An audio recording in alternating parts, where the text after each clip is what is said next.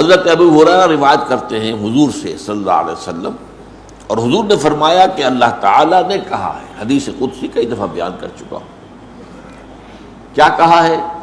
من عادی لی ولیا فقد آذنتہ بالحرب، جس شخص نے میرے کسی ولی کے ساتھ دشمنی رکھی تو اس کے لیے میری جانب سے اعلان جنگ ہے۔ اب یہاں سوال پیدا ہوتا ہے کہ ولی کہتے کسے؟ ہمارے ہاں علم اولیاء اللہ اس معنی میں تو بہت مستعمل ہے، اولیاء اللہ، ایک ولی ہوتے کون ہیں؟ اس کے بارے میں ظاہر بات ہے کہ مختلف تصورات لوگوں کے ذہنوں میں ہیں۔ ولی وہی ہوتا ہے جس سے کچھ خارق عادات باتیں ظاہر ہو جائیں، کرامات ظاہر ہوں، جو کچھ غیب کی باتیں بھی بتا دے، مستقبل کی باتیں بھی بتا دے، بہرحال اس کی زندگی میں شریعت کی بھی پیروی موجود ہو، نظر آ رہی ہو، اس کا لباس، اس کی وضاحت وہ بھی سنت کے بہت قریب ہو۔ یہ تصورات ہمارے ذہنوں میں ہیں، ٹھیک ہے، لیکن سب سے پہلے گہرائی میں سمجھیے ولی ہوتا کون ہے، اور اس سے بھی پہلے یہ کہ یہ جو ولایت کا رشتہ ہے یہ یک طرفہ نہیں ہے۔ اللہ اہل ایمان کا ولی ہے اور اہل ایمان اللہ کے ولی ہے،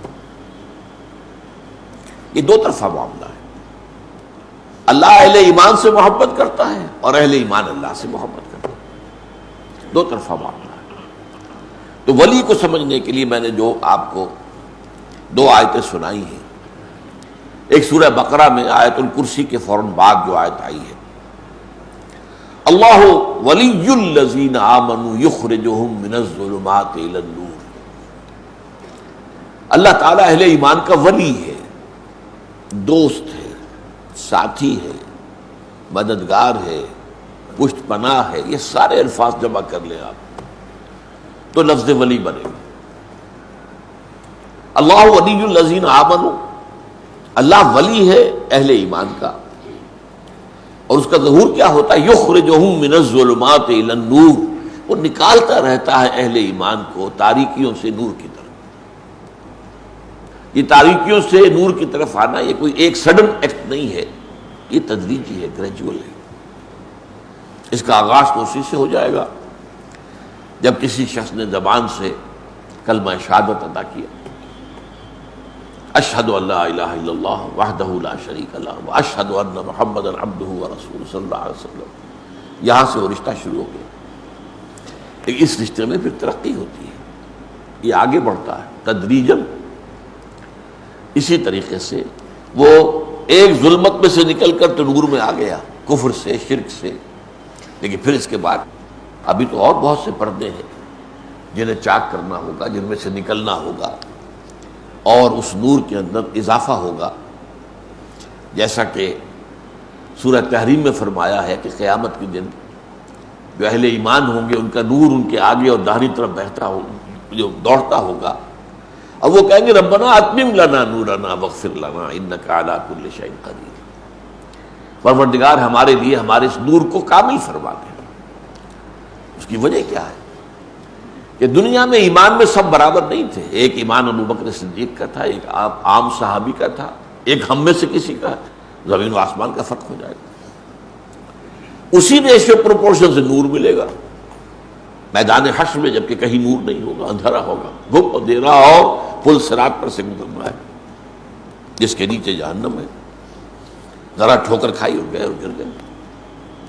اس کا نقشہ جو ہے سورہ حدید میں کھینچا گیا ہے کہ اہل ایمان تو گزر جائیں گے، ان کے پاس نور ہوگا سامنے بھی اور داہنی طرف بھی، سامنے نور ایمان کا ہوگا، داہنی طرف اعمال صالحہ کا۔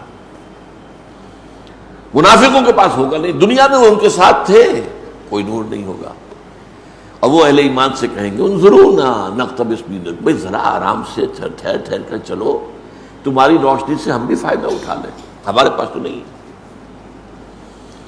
اس نور کے بارے میں آتا ہے کہ کسی کو تو اتنا ہوگا کہ مدینہ منورہ سے صنعاء تک اس کی روشنی چلی جائے، اور کسی کا نور اتنا ہوگا کہ صرف اس کے قدموں کے آگے روشنی ہو جائے گی۔ اب یہ بھی اس دن بہت خوش قسمت ہوگا، گویا کہ جنگل میں چلتے ہوئے کسی کے ہاتھ میں ٹارچ تو ہے نا، وہ بہت دور تو روشنی نہیں جا سکتی، لیکن قدموں کے آگے تو پتہ ہے نا کوئی گڑھا ہے یا نہیں ہے، کوئی سانپ تو نہیں بیٹھا، یہ تو نظر آ جائے گا۔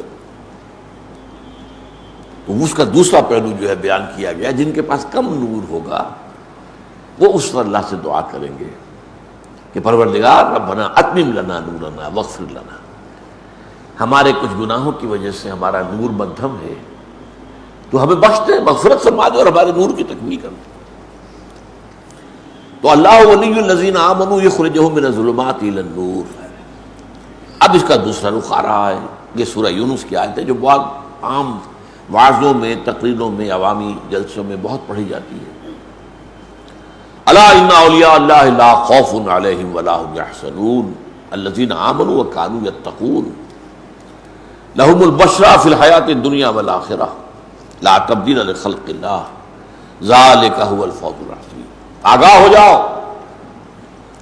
اللہ کے اولیاء، اللہ کے ولی جو ہیں ان کے لیے کوئی خوف نہیں ہے، نہ کوئی حزن ہے۔ لهم البشرى فی الحیات الدنیا الذین آمنوا وکانوا یتقون، اور یہ کون ہے جو ایمان لائے اور پھر تقوی کی روش پر گامزن رہے۔ لهم البشرى فی الحیات الدنیا والآخرہ، ان کے لیے بشارتیں ہیں دنیا کی زندگی میں بھی اور آخرت میں بھی۔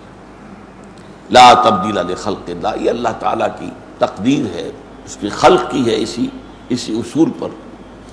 ذالک هو الفوز العظیم، اور یہ مقام جس کو حاصل ہو گیا تو یہ بہت بڑی کامیابی۔ اب اس کا تجزیہ کیجیے، یعنی ولی کون ہے اس کو ڈیفائن کر دیا۔ الذین آمنوا وکانوا یتقون، وہ لوگ جو ایمان لائے اور انہوں نے تقوی کی روش اختیار کی۔ ایمان لائے کا مطلب ابھی میں نے بیان کیا، پہلا قدم تو ہو گیا شہادت، وربل اٹیسٹیشن۔ دوسرا قدم دل میں یقین پیدا ہو جانا۔ وَلَمَّا يَدْخُلِ الْإِيمَانُ فِي قُلُوبِكُمْ، بہت مرتبہ یہ آیت آئی ہے سورہ حجرات کی میرے بیان میں۔ ابھی تک ایمان تمہارے دلوں میں داخل نہیں ہوا، یہ بدو دعویٰ تو کر رہے ہیں لیکن یہ اسلام لائے ہیں، ایمان ابھی نہیں لائے۔ ایمان تو تب ہوگا جب کہ دل کے اندر یقین پیدا ہو۔